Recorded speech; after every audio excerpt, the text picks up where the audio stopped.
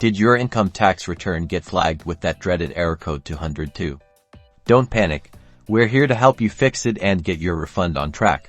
Error code 202 typically means there's a mismatch or missing information between what you reported on your tax return and what the tax authorities have on record. This could be related to your income, deductions, or credits. Let's break down how to identify and correct this. First, you'll need to gather all relevant documents. This includes your pay stubs, Form W-2 or equivalent, any 1099 forms for freelance or investment income, and documentation for any deductions or credits you claimed.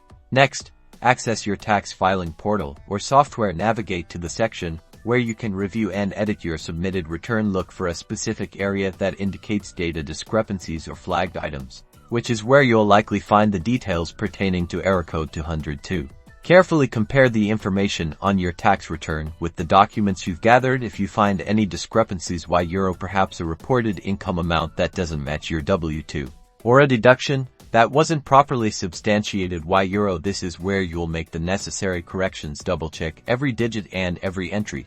Once you've meticulously corrected all the identified errors, you'll need to resubmit your tax return. Make sure to follow the specific instructions provided by your tax software or the tax authority for refiling. This usually involves electronically submitting the revised return. After refiling, allow some time for the tax authorities to process your updated return. Keep an eye on your account or any correspondence for confirmation that the error code 202 issue has been resolved and your return is now being processed normally. Resolving this promptly will help ensure you receive your refund without further delays.